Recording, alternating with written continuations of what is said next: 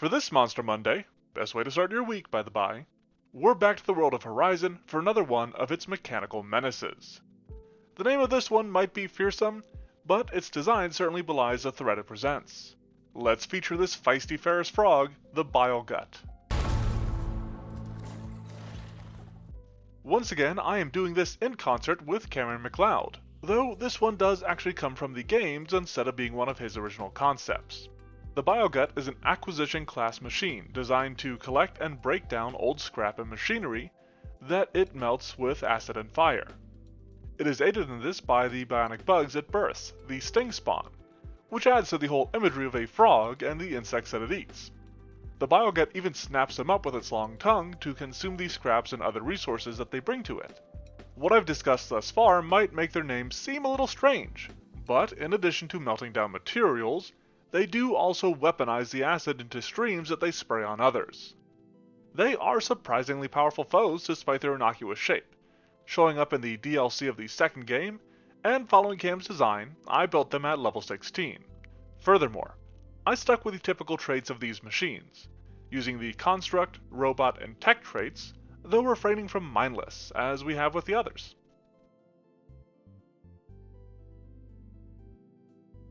Getting right into it, the Bilegut is a big bouncy boy that is associated with acid and the like. As such, I want to actually use Constitution for its extreme value, whereas its Strength uses only a high bonus for its level. That will be its main combat ability, and its Constitution might end up feeling a bit more flavorful. I went for a moderate Wisdom, reasoning that its ability to command and direct others, particularly its Sting spawn, warranted a higher value. That leaves Dexterity as its low bonus, its bulk making it not quite as nimble as one might expect. With it not needing to exactly hunt scrap metal, I ended up only using a low perception value, though it does have dark vision to help it search for resources regardless of night or day. Rounding out some of its initial numbers here are its skills. I went for a low value on its acrobatics based on its low dexterity, whereas its strength provides it with a high athletics. Though, given its nature as a techno-toad, its bonuses to high jumps and long jumps are up to an extreme value, letting it leap from its lily pad with supreme proficiency. Getting into its defenses, the Bilegut starts off with a slightly less than moderate armor class, accepting of its low dexterity and the general bulk of this bionic beast. Following on from its constitution though, we have a high pool of hit points, and while the Bilegut does have two weaknesses, it also has a sizable resistance to acid damage, and a whole host of construct immunities. It does have some components, as these Horizon monsters often do, and they actually only feature a high armor class for its level. Its components are a bit hardier than usual, based off of its weaknesses and the importance that these pieces have in its overall kit. Now following that constitution, I did end up designing it with an extreme fortitude save. But since I used that, I wanted to balance it out with either a terrible saving throw, or 2 low saves. I ended up going for the latter, figuring that it was likely equally poor in its remaining saving throws, even if I did have a decent option for making one of them terrible. Now when it comes to the attacks of our alloyed amphibian, we've only got 2 strikes to really talk about, its jaws and its tongue. These are honestly pretty typical of toads and other frog creatures in Pathfinder, and both of them come with a moderate attack bonus. Its jaws lack any fancy tricks or otherwise, so they come with high damage, building a bit of a brute for a bullfrog. As for its tongue, this obviously has some impressive reach on it, staying true to its animalistic inspiration. However, between that and its improved grab, it's only dealing moderate damage. There was some discussion a while back on the Discord about amping up abilities that can be disabled, which the tongue can through its components, and I think if that's something you want to do, you should pump up the tongue to a high attack bonus rather than increasing its damage. I think keeping the jaws at its high damage option is a good way to differentiate them and keep both attractive to use.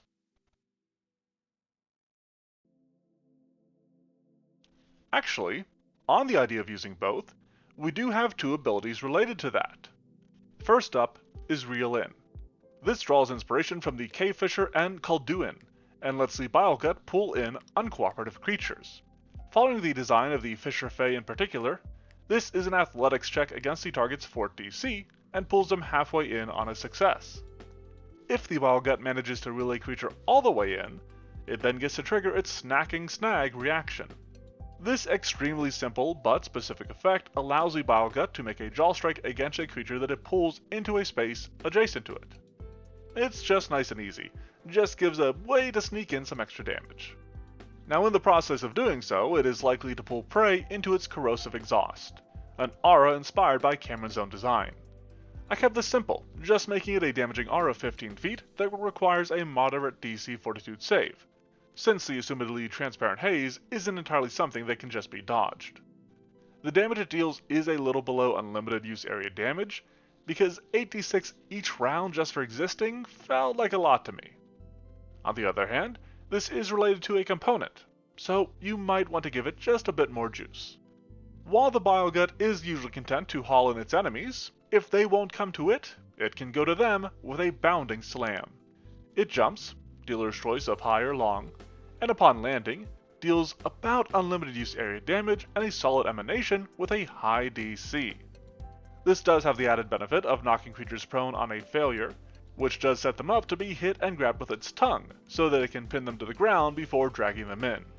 Notably, this slam does deal partial acid damage, but that, and its aforementioned corrosive exhaust, can both be disabled by targeting its metal bite sacs components. Now, the other really big ability of the Bilegut is its launch eggs, an ability I did do some deliberation on. Cameron designed these eggs to have two different potential effects that it has to choose between. I'm not entirely certain that these effects are equal in value, but I did ultimately follow his design.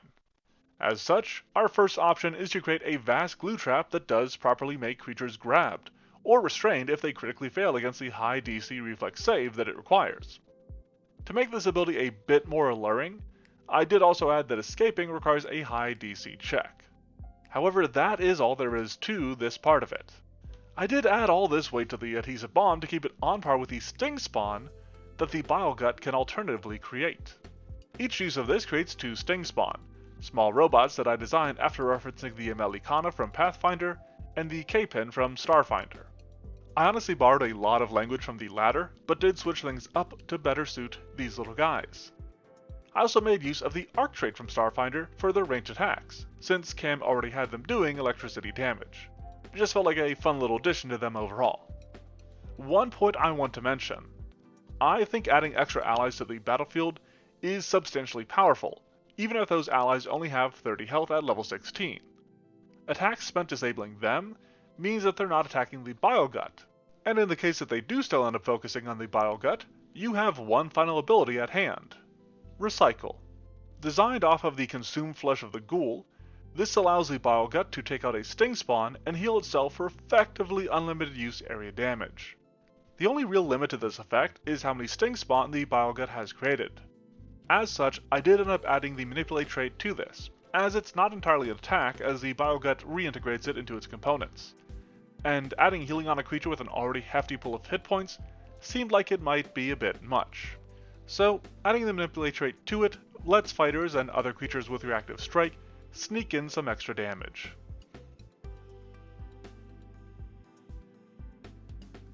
From lily pad to crash pad, that's our construct complete.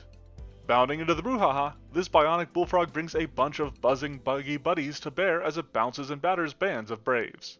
In my design of this creature, I ended up making a bit of a lockdown master, with everything from its grabbing tongue to its prone-producing pounces to its adhesive bombs.